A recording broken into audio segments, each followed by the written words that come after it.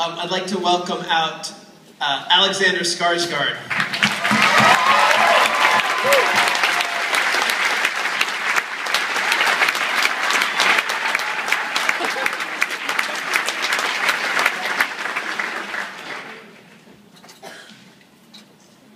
I'd like to welcome out Izzy Ellen Page.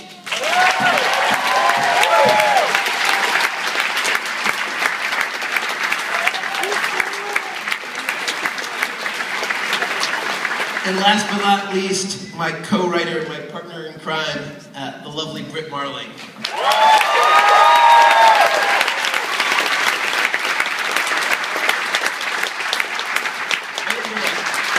Sorry. And our producer, Michael Costigan.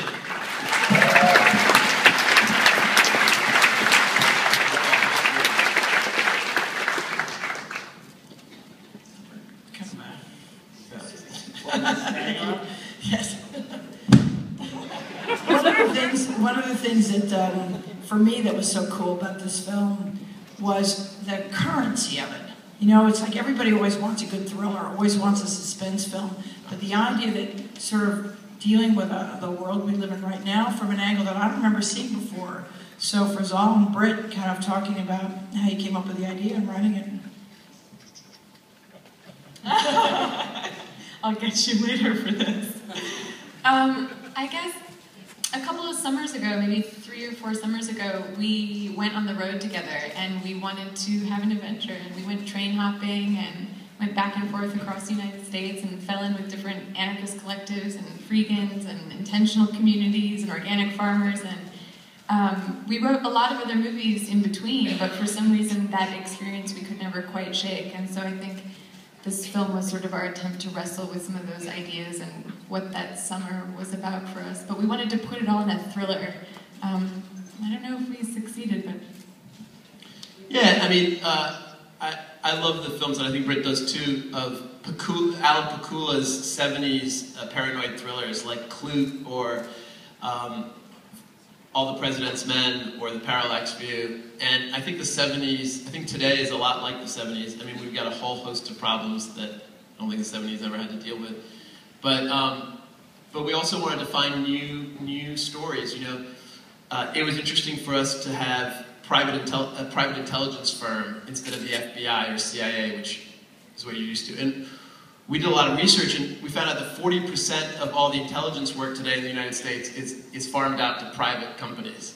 So that's a huge number. And so we were interested in moving the genre forward and using it to tell a more modern story. And you hear me, well, I don't know if you heard me in the intro, that there's a sense that your previous film was made with, I say this so lovingly, with chewing gum. I mean, it was just made out of air, just talent and an oxygen tank and a sheet is how I think of it. So here you had a much broader palette, you had fantastic actors, and you had a little bit more to work with. How did that go for you? Well, let's let the fantastic actors answer that. So. It went really well for them.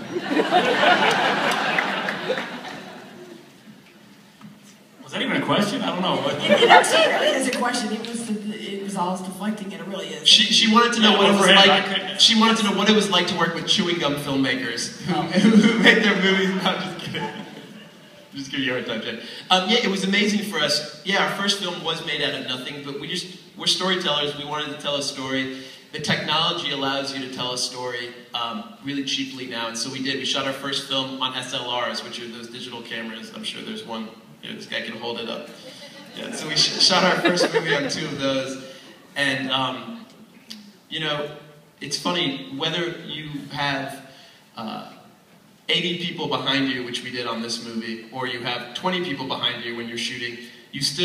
What matters is what's in front of the camera, and in this case, we had these amazing actors, and each of them felt like such a partner.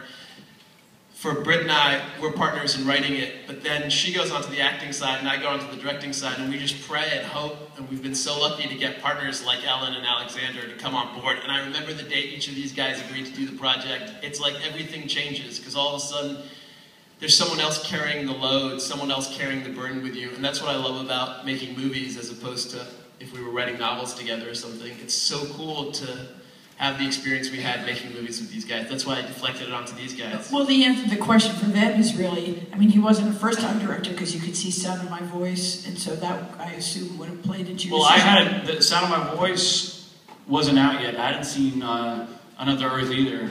But I read the script, and I was just blown away by it, because it's so, it was so rich and so intelligent and so nuanced, and I love the fact that the heroine was working for the bad guy.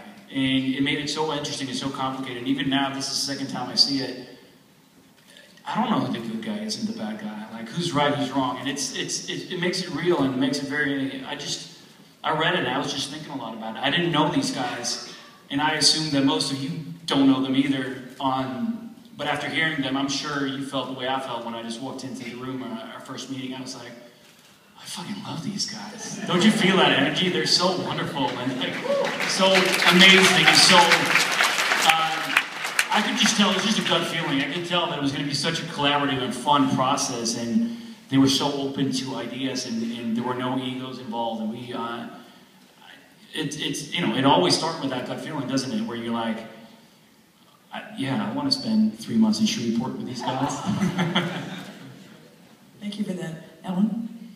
I mean, yeah, it's the same. I mean, I did see Sound of My Voice, Another Earth, so I was just such an admirer of their work, you know, first and foremost, and then the screenplay just blew me away, and to be tackling a lot of issues that I think a lot of people are thinking about right now and feeling right now, and to do it in such a beautiful way, in a way that was sort of ethically murky and asked so many questions, and then I was going to meet them, and I was like trying to play it cool, but I was secretly like, oh my God, please just put me in your goddamn movie. Like, please put me in your movie because you two are cool, and I want to be a part of this. So I just feel super fortunate to be involved, really. Yeah. That's awesome. And Michael, when did you join the project?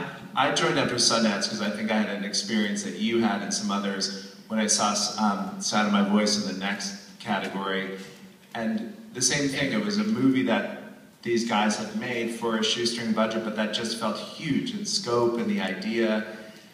And so already when they said, well, we have a next movie, being a producer, of course I had to read it, and right away, and I think what you saw, the amazing part where we're all talking about, what you saw on screen with this amazing cast, that really was on the page. We all really signed up to make this film, so it was a chain letter that everybody got involved with, because we all wanted to make a movie with this scope that was entertaining, but that was about something, and that hopefully can resonate in people's lives and also be entertaining.